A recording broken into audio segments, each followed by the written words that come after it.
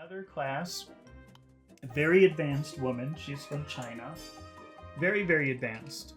And mostly she wants to improve her pronunciation, most of all. So this next section, I know we're going to focus very much on pronunciation. But also, we were talking about verb tenses a little bit and some phrasal verbs and a couple of other things. So let's compare these 6 sentences, number 1 through 6. Let's just read through them. She lived in London. Okay, that's sentence number 1. And then we've got sentence number 2. She has lived in London. What is the difference between number 1 and number 2? Now you might say, oh, that number 1 is simple past and number 2 is present perfect. Okay, that's great. You know the names. But what is the difference in the idea between number 1 and number 2? I think I'll just write something here.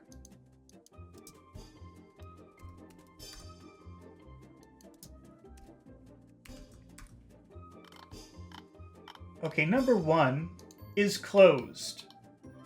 Number 1 is closed. That means that it doesn't have any connection to now. It's something that happened in the past, and there's no connection to it now. It's finished, it's done, it's closed. No connection to the present. Number 2 starts in the past, but then it's still open. Okay? It doesn't mean that it's happening now. If I say she has lived in London, she does not live there now. It's clear that she does not live there now. It just means she did it in the past, and for some reason it's open. Maybe in the future it could happen again. It's open. Now, if we look at number 3, she has been living in London. And by the way, this the whole point of this is we're going to practice for a minute the future perfect. Okay, these are the present perfects. She has lived in London. That's present perfect. That means starting in the past, connection, open. Let's just say open. Starting in the past and open. Okay. Future perfect, I'll explain it in a minute, but that's where we're going with this, is future perfect. Okay, now if we look at number 3, she has been living in London. Okay, what do you think about that? Is that open or closed? Because I think it's a good idea if you think about verbs as being open or closed. What about that one? Number 1 is closed. She lived in London. Number 2 is open. She has lived in London. That present word, has, that makes it open. So the been, or the lived part means it started in the past. And the has part means that it's still open. It doesn't mean now, but it means starting in past, open. Has lived, has open, lived, started in past. Okay, but so I asked the question, she has been living in London. Is it open or closed? And Nam Gyen says open, I guess. And you're right. You don't have to guess, Nam Gyen, because if you have the present has, that means it's open. Okay. If you said, let's see, Maya continues living in London, right? Yet this is the difference. This is the difference, okay? Because if you say, we've got a new element. Okay, number 2 is has lived. That means starting in past, lived, has, open. Okay, but we have a new element in number 3. We have has, that means open. We have been, that means started in past. And then we have ing, we have living. When you see ing in a verb, that means in the moment, okay? If you say was living, that's a past moment. If you say is living, that's a now moment, present moment. Okay, so which moment are we talking about now? If I say she has been living in London, which moment is that a past moment or is that a now moment? It's a now moment because of has. So we have 3 elements in verb 3. Okay, we have open, has. We have been, starting in past. And we have living, ing, in the moment. And because of the has, that's the now moment. So what is the difference between number 3 and number 2? In number 2, she is not in London now. She does not live there now. But in number 3, she does live there now. It's very clear that she does live there now. All right, so that's verb number 3. Now let's take a look at number 4. She is living in London. Okay, what time period is this? She is living in London. That's now. You have the present is, and you have the ing, which means in the moment. So this is clearly the now moment. Okay, but now what is the difference between number 3 and number 4? There's just a little bit of a difference. Namgyen says 2 is finished, 3 is still living there. 2 is not finished. It's just not happening now. It's open. So maybe it could happen later again. That's the difference. So it's not exactly finished. It's a little bit unclear where it is. It's not happening now, but it isn't finished. That's number 2. It's open. I think the best word to describe it is open. She has lived in London. It started in the past. It's not happening now, but it's not finished. Maybe it's not finished. We don't know. That's why I think open is the best word for this situation. What is the difference, though, between number 3, she has been living in London, and number 4, she is living in London?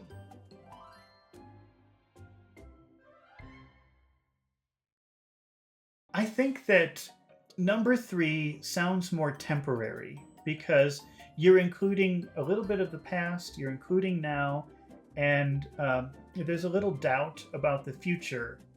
So it makes it sound like, oh, maybe she'll leave soon. And number 4 is just focusing on now. Okay, there's no other information about it. We don't know about the past, we don't know about the future. You're just talking about now. Namgyen says 3 emphasizes the moment, and 2 is more about the duration of long time from past to now. Well, I like what you said about number 3, that 3 emphasizes the moment, but it also tells us it was different in the past, and maybe it will be different in the future. That's number 3. She has been living. So it was different in the past. She at some point she moved to London. She's there now, and it's open, so it seems like probably she'll move again. And what was it that you said? But number 2, it just means it happened before, and it's possible. It has the potential to happen again. It's open. Okay, so we've got number 3, which focuses on it was different before, she's living there now, it will probably be different later. Then we have number 4, which just means right now, living in London, and that's very limited information. Okay, and then we have a future tense, which is she will live in London. Okay. I don't think that needs very much explanation, but if you have questions about will, you feel free to ask. It's perfectly fine. I'll be happy to answer anything. Okay. But now, let's look at number 6. Okay, this is a combination of the future and the perfect tense. So we know that if we're using present perfect, let's say present perfect. We have she will have lived in London. So we have 3 elements, okay? We have lived, starting in past. Have, open. That's what have means here. Lived, starting in past. Have, open. Will, future. Okay? And just like if you say she has lived in London, you can tell me when it starts. okay? But you can't talk about finishing it. This is number 2 we're talking about, okay? If you say number 2, you can tell me when it starts. I'll put a time expression here to make it clear. Since 2020, okay? So you see that you can tell me when it starts if you use number 2, present perfect, has lived. She has lived in London since 2020. This is when the action started, okay? But you cannot talk about finishing it because it's open.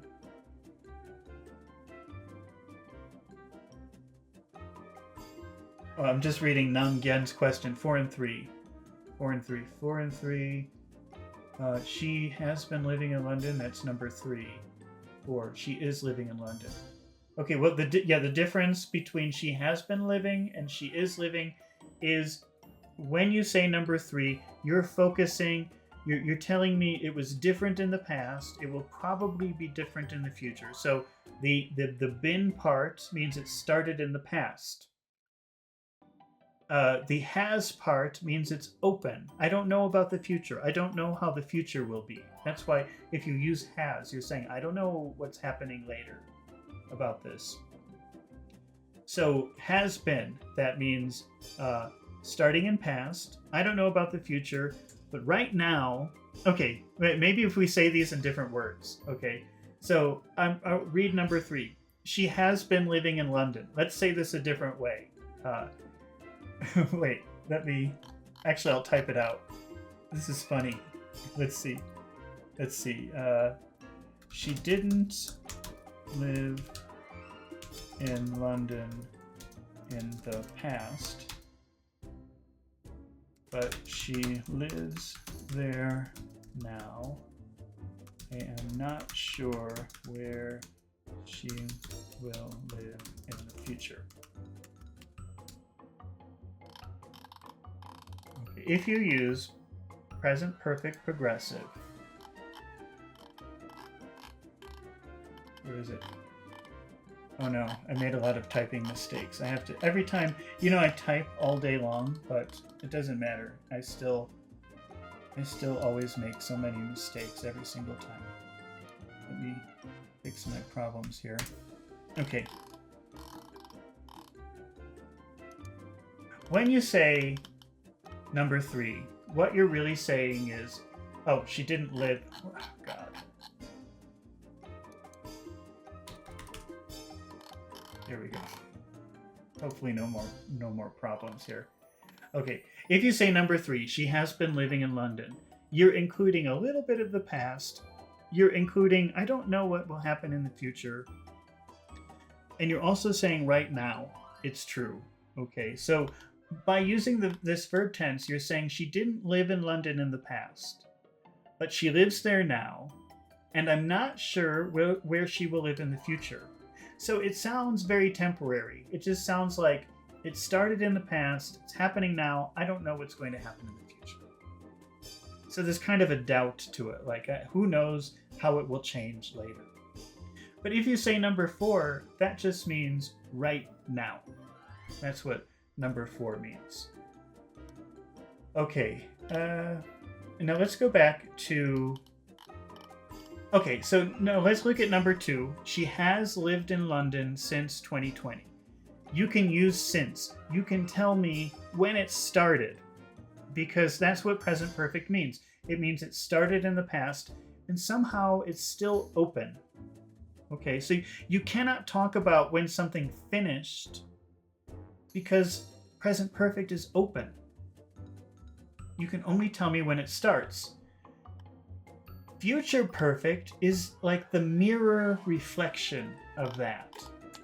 So if you say, I will have finished the project, let's write that. I have some other things written here. I don't want you to see it yet. Okay, let's look at... We don't need to make a new sentence. Let's just look at number 6. Number 6 means she will have lived in London by next year. Okay, so this is like a mirror reflection of present perfect. I don't know when it's starting. I only know when it finishes.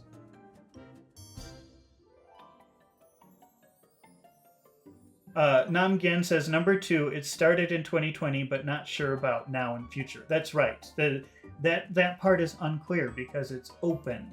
Okay, we know when it started. She has lived in London since 2020. We know it started in 2020, but it's open. It's very unclear what's happening now or in the future about that. It's open.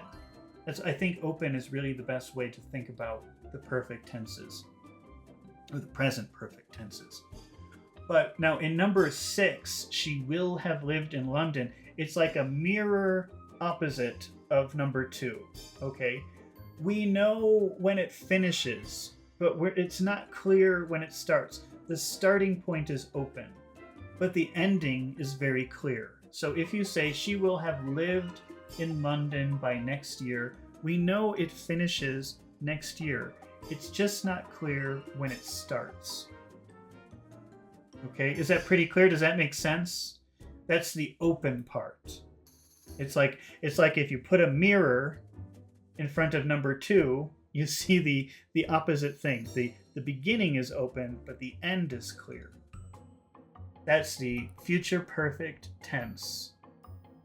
Okay, now let's practice using this a little bit. Okay, so I'm going to make I'm going to give you a sentence. Okay, and we're going to practice phrasal verbs and wait, where did I go?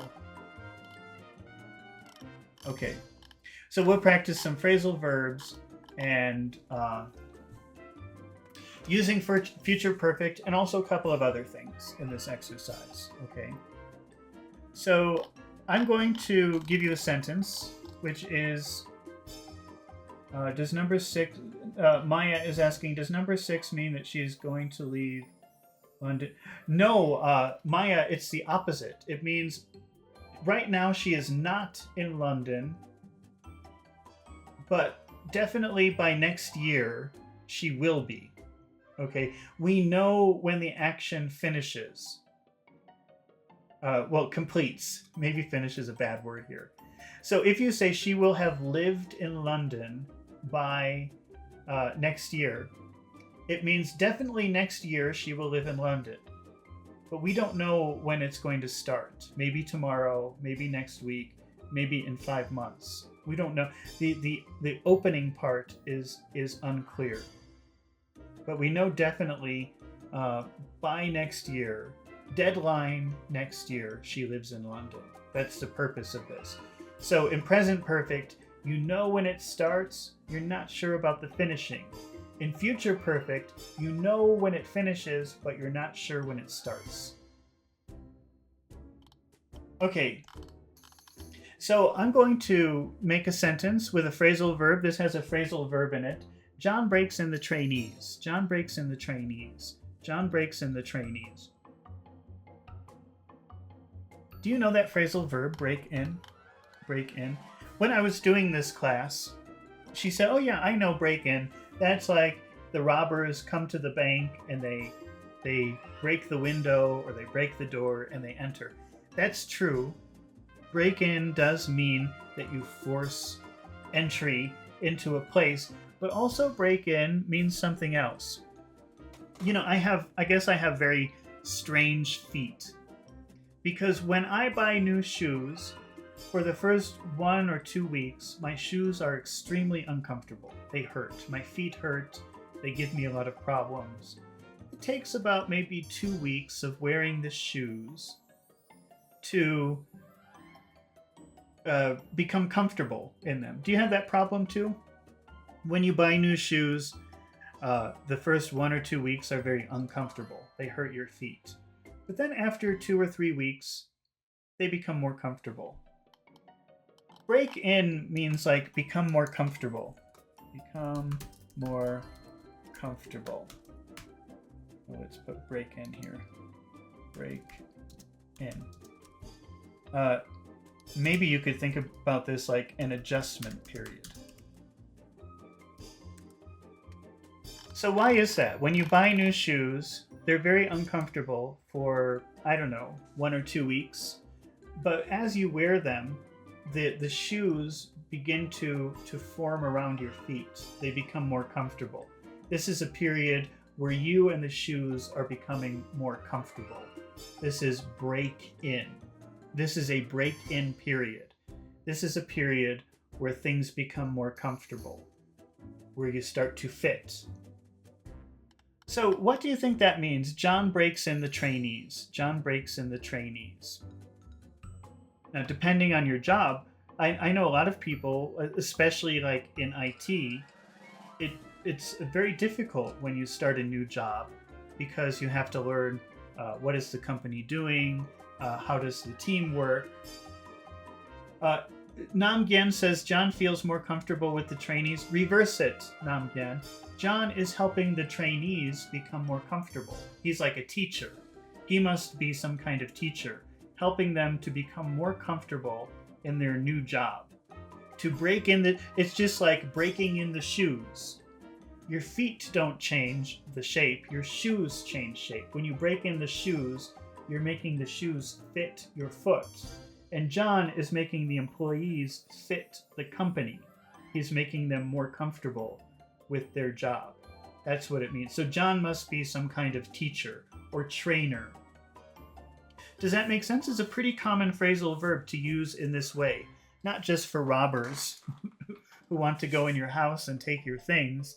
It also means make something adjust, make something change to feel more comfortable. Okay, now there is a focus on pronunciation here because this is one of the main things that she wants to improve. She actually speaks, her pronunciation is actually pretty good already, but she wants to improve it even more. Okay, so now we have these two words. I just want to isolate this so it's easier for you to see. So we'll make this the two bottom things. Okay, so these are two different words that we have here. We've got number one and number two. Do you know that word number one? It's a pretty common thing, but it's not surprising if you don't know what it is. Let me just show you a picture of what number one is. These are bricks. This is word number one, is a brick. These are bricks. Now let's take a look at the difference in pronunciation. Okay. And let's talk about physically, let's talk about how they're different. Okay. The first difference between number one and number two is the duration of the sound. So when you say number one, brick, brick, that's a very short sound. It's not long. Brick. Let's compare that to number two. Break, break, break. You hear the difference? Number one, brick. Number two, break. So the first difference is the duration of the time. Brick, break.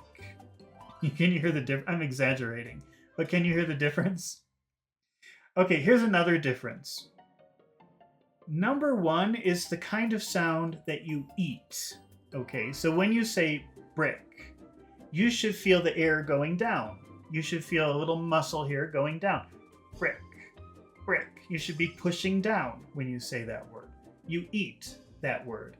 Brick, brick, brick. That's difference number two, because in word number two, you have to push it out very strongly. You have to push it out.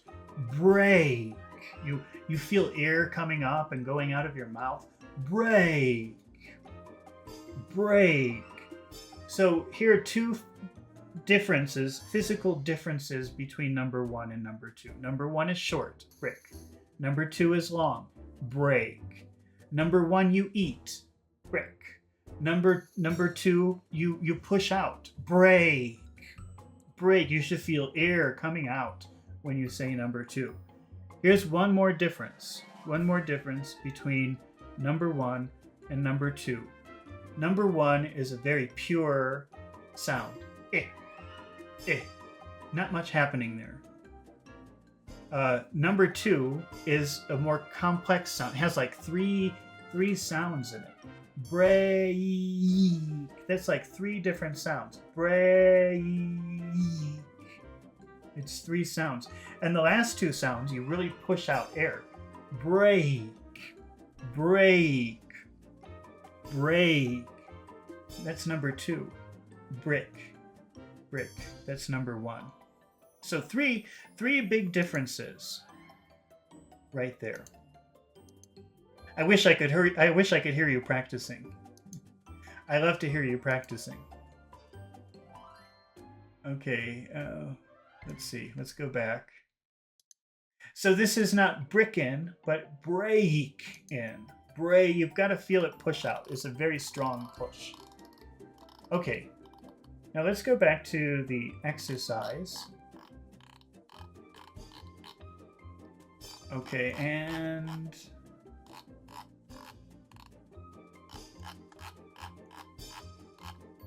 first let me... Oh, what happened? Sorry, I'm getting lost. I don't want you to see the answer because I want you to think about the answer. So I have to take the answer off of the screen. Okay. Where are we?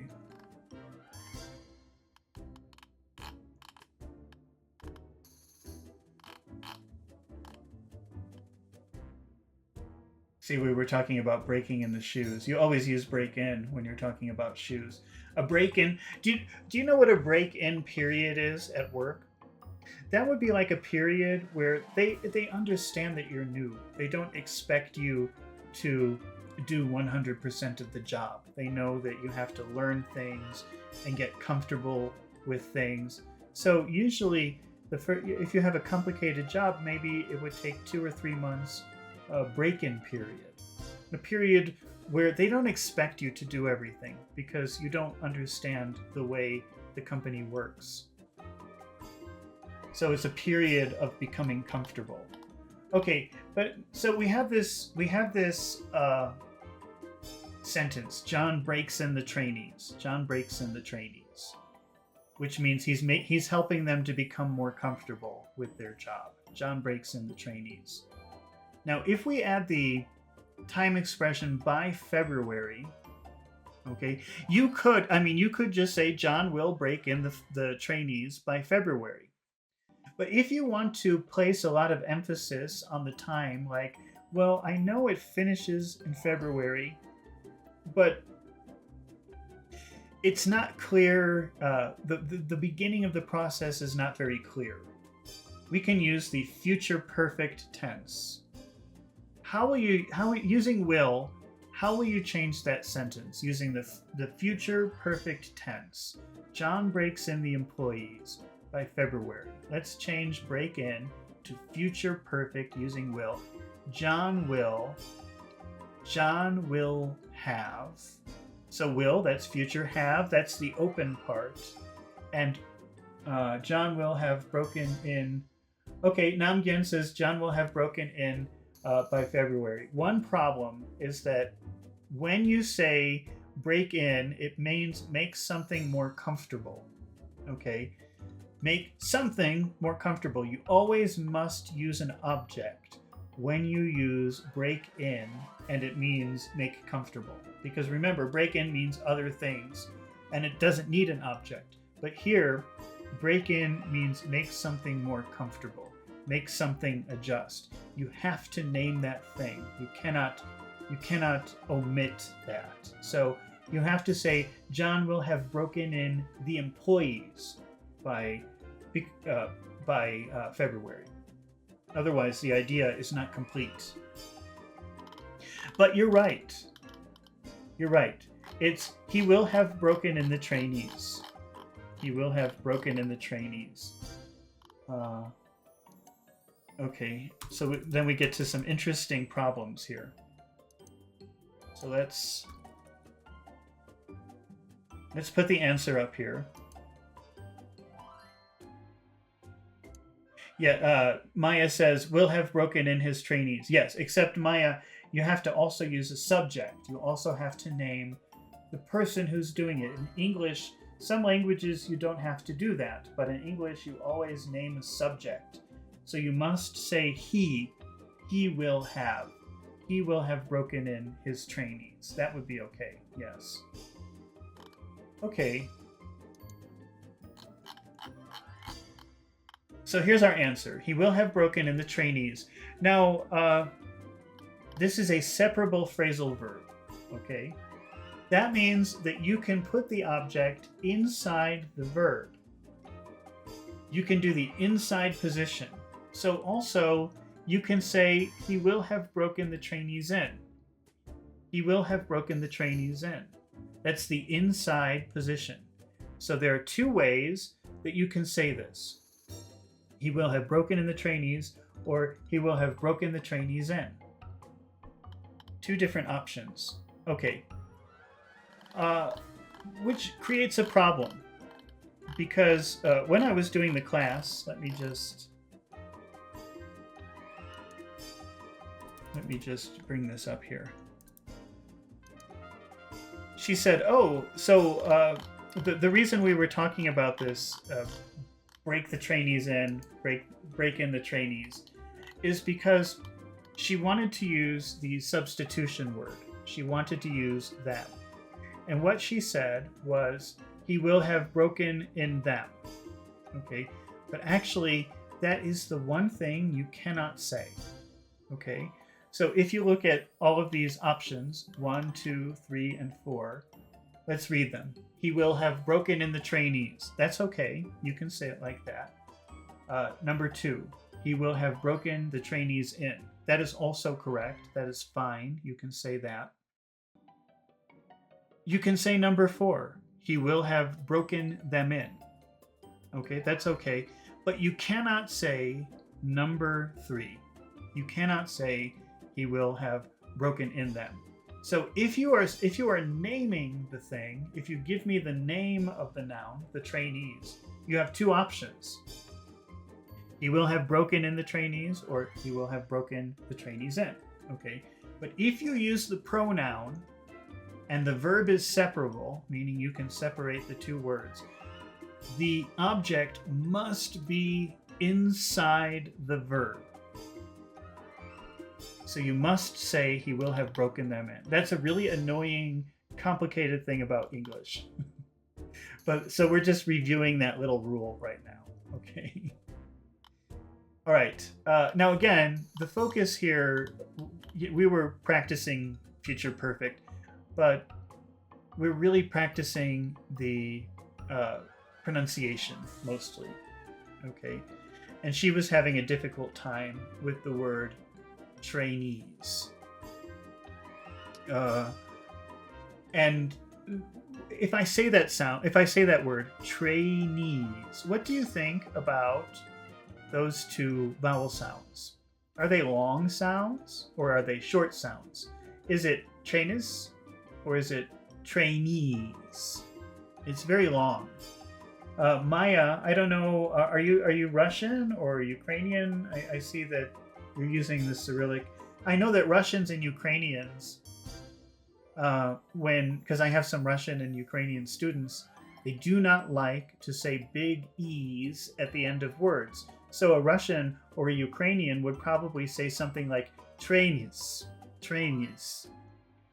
But that's a short sound, and you have to make it long. You have to say trainees. It's a big sound. Remember the difference between brick, and break. And trainees, these are sounds you push out. You make them long in duration, long in time. Trainees. Not trainees, but trainees. Okay, now let's take a look at our answer. We have, he'll have broken in the trainees by February. Okay, now you can make a contraction with he will. He'll have broken in. He'll have broken in the trainees by February. And that's a perfectly acceptable contraction that you can write if you want. You can write that if you like. But in spoken English, that have, the perfect have, always sounds like of in spoken conversation. So if you're talking to someone, it will sound like this. It will sound like he'll have. He'll have broken in the trainees by February. This is how it sounds when people talk. You cannot write this. Don't ever write this. But this is how it sounds when people are talking. That sounds like the word of, and it's he'll have. He'll have broken the trainees in by February. Okay, now, unfortunately, it gets more complicated than that because when we're talking, we get super lazy. And he'll have becomes hilla. So in a conversation, maybe you'll hear he'll have broken in the trainees, or maybe you'll hear he'll have broken in. He'll have broken in the trainees by February. I think that's probably how I would say it. He'll have broken in the trainees by February. It's bad English, but unfortunately, this is how people talk. You cannot write that, okay? Never write that. This is just spoken English. Okay, and in this exercise, we were also practicing these phrases that add doubt. So if I say this phrase, or so he thinks, that phrase, or so he thinks, or so he believes, or so he says, that means he says it, but I don't believe him. I don't think it's possible. So this is a way that you can add doubt to something that's happening. So John will have broken in the trainees by February, or so he thinks. That means, well, he thinks that, but I don't know. I don't think that it's possible. Or you can say, or so he believes. Namgyen says goodbye. Thanks for watching, Namgyen. I hope that you come back soon and watch more videos. Thank you. And thank you for participating and asking questions. I really appreciate that.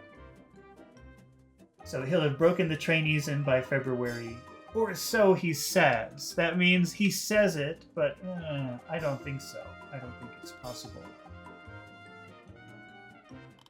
Okay, so let's see. Where are we going with this? Okay, how would you make a yes-no question with this sentence? So, he will have broken in the trainees by February. How will you ask a yes-no question with that sentence? Will he have broken in the trainees?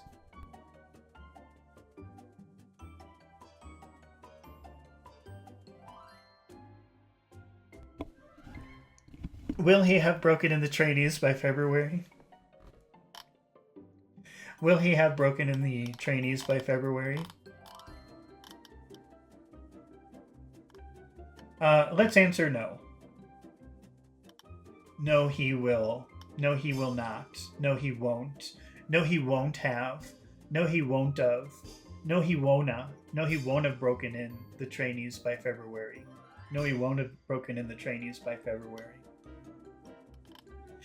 Okay, I think let's stop. That's really kind of the end of that class. There were a couple of more things, but I think that's pretty much the end of that class.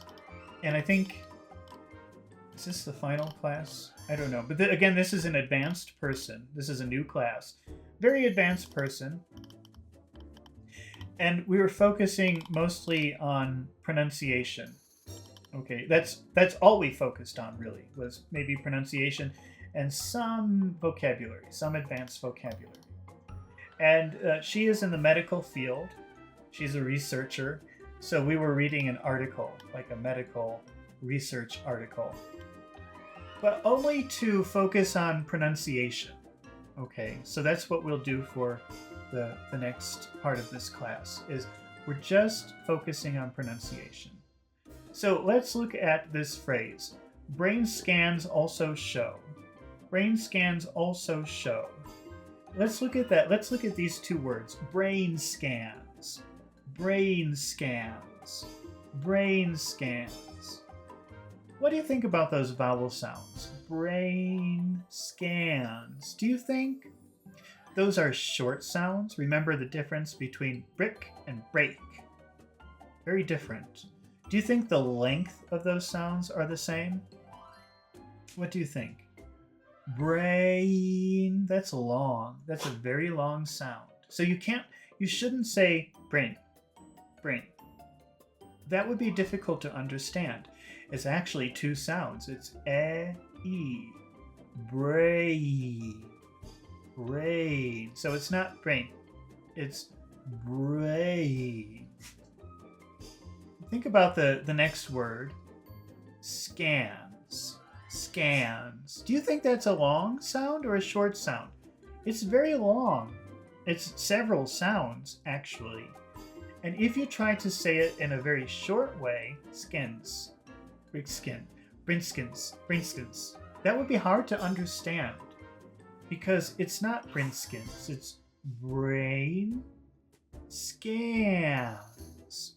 Okay, now this letter, this a sound, it could be different depending on if you're talking to somebody from the UK or Australia or the United States. I can only tell you the way I pronounce it, which is from North America, from the United States. And it's like three sounds. Scans. It's like four sounds, really. Scans. Scans.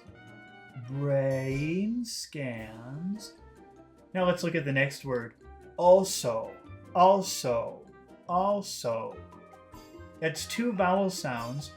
What do you think about the length of the sounds? Think about the length of the vowel sounds. Also. I think that the first one could be long or short. It doesn't matter. Also.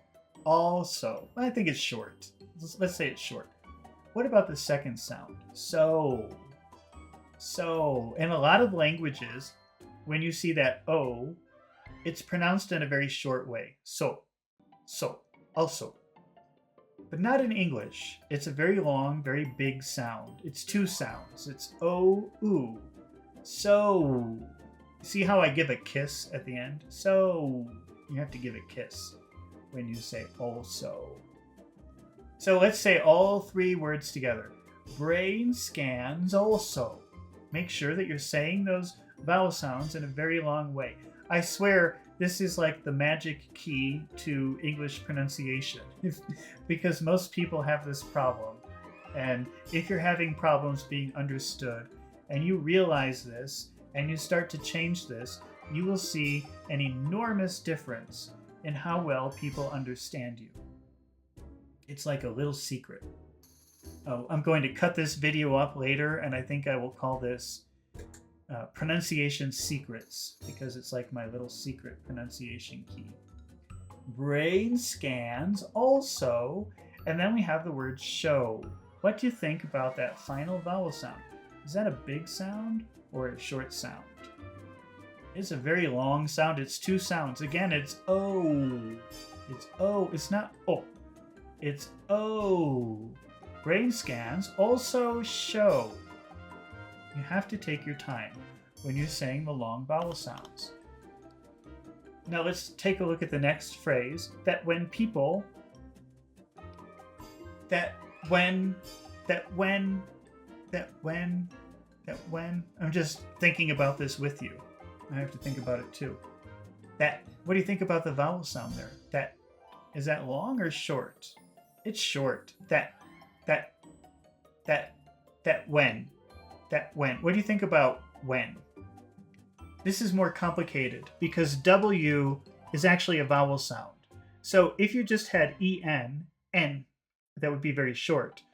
But we're putting oo-en in front of it. We're putting a big oo sound in the front. Oo-en. So this is a very long vowel sound in front of the n. That when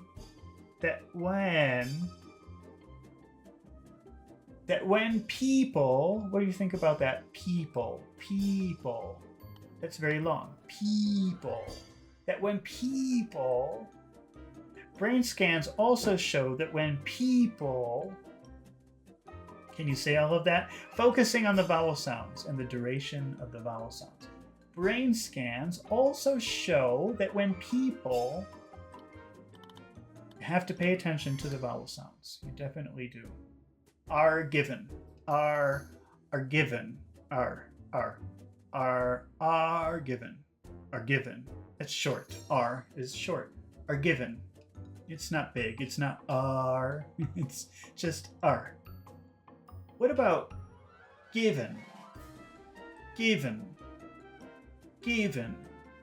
I think normally I is a very short sound, but here the accent falls on I, so it becomes long.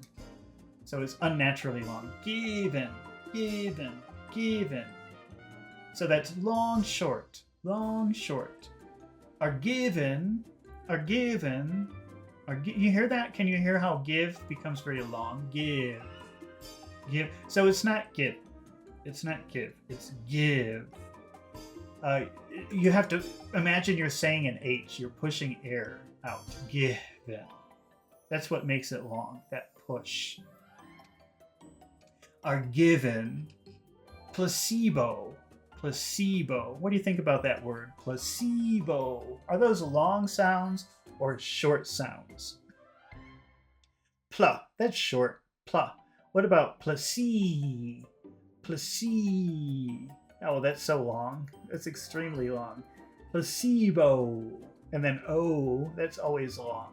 Because it's two sounds. Oh. Placebo. Placebo. Are given placebo. Let's try all of the phrases so far. Brain scans also show that when people are given placebo, you see, it's very important to identify the length of the vowel sound if you want to improve your pronunciation. Here is another word, painkillers. Let's start with killer. Ki. Ki. What is that? Is that short or long? Ki. What about lur? Lur. Those are two short sounds. Killers. Killers. What about pain? Pain. That's very long. Painkillers. Painkillers. Painkillers. Okay, let's move on to the next phrase here. The brain actually produces. The brain. The brain. The brain. Da. That's very short. Da. Da. What about brain? Oh, that's so big. That's like 3 or 4 sounds. Brain. Brain. The brain. What about the next word? Actually. Actually. Ek. Ek. Is that long or short? Ek. Actual. So we've got ek, that's short, but then we have shual or chual. Actual. Actual. That's very long. That's several sounds. Chual. Chual. Actual. Actual. Actual. How about that ending? Li. Is it li? Is it actually? Or is it actually? Oh, it's long. It's very long. It's like E 3 times. Actually. Actually. Actually. How about the next word? Produces. Produces. Pra. Pra. That's short. Pra. Deuces. Deuces. That's long. Short, long. Produce. Says. Says. That's short. The brain actually produces. The brain actually produces. Okay, let's take a look at the next word. Natural. Nah. Nah. What do you think about that sound? Nah. Nah. That's very long. Nah. It's not net. It's not natural. It's natural. It's very long. What about sure? Sure. Natural. That's very long. Natural. What about roll? Roll. Natural. That's short. So that's long, long, short. Natural. Natural. Natural painkillers. We already did painkillers. Painkillers. Long, short, short. Painkillers. Natural painkillers. Okay, well, let's read what we have so far. Okay, so let's read everything, and focusing on the length, the duration of the vowel sound. Brain scans also show that when people are given placebo painkillers, uh-oh, I just broke something. Oh no. Okay, painkillers. The brain actually produces natural painkillers. All right, let's take a look at the next phrase. I wish I could hear you practicing. I would love to hear how you're saying this. Just as if it would. Just as it would if. Just as it would if. Just. Just. What do you think about that sound? Just.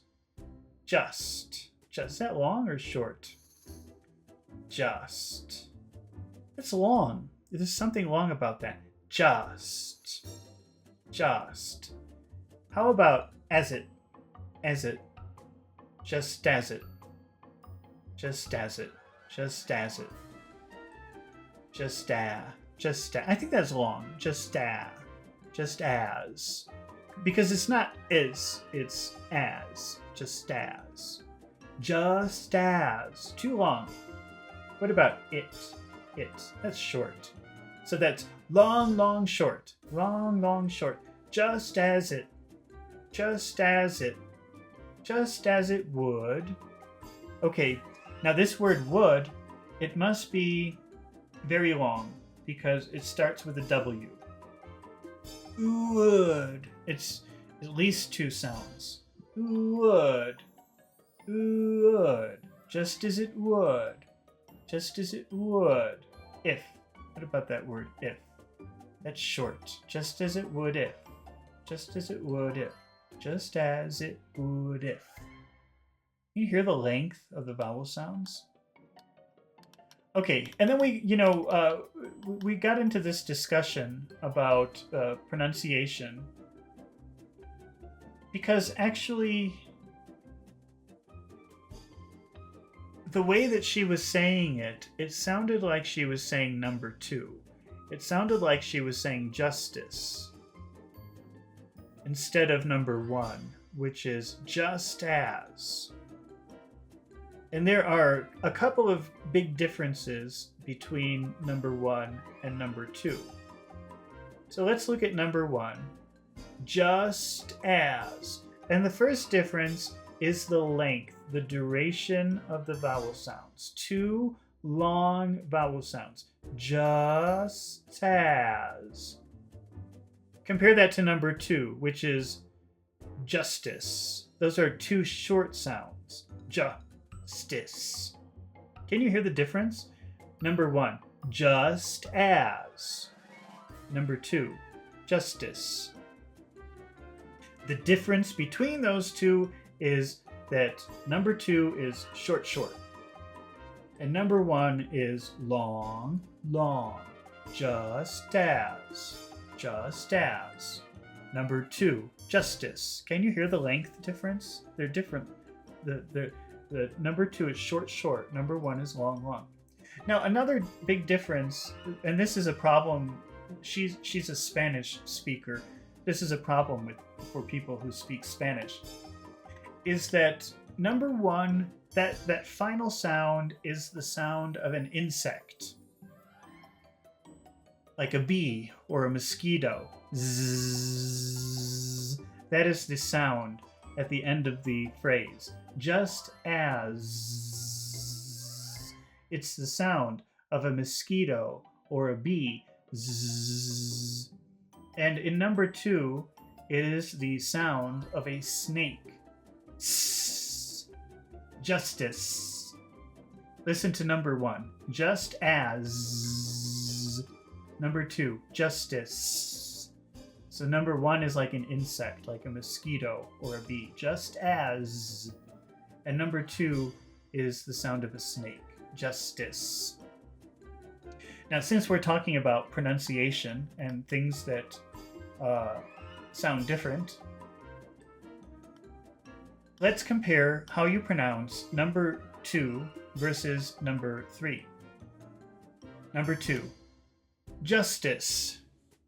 Number 3, just this. The only difference is that if you're going to say number 3, there's a little different sound, but the big difference is you must pause. You must pause.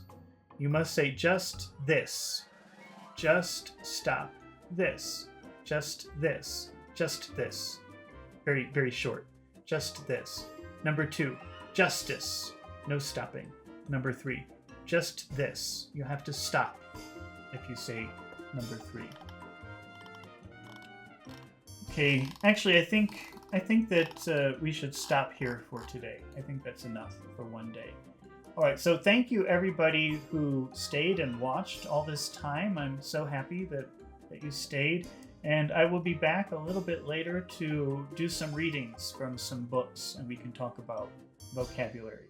So I will see you a little bit later today. I hope to see you a little bit later today. Goodbye.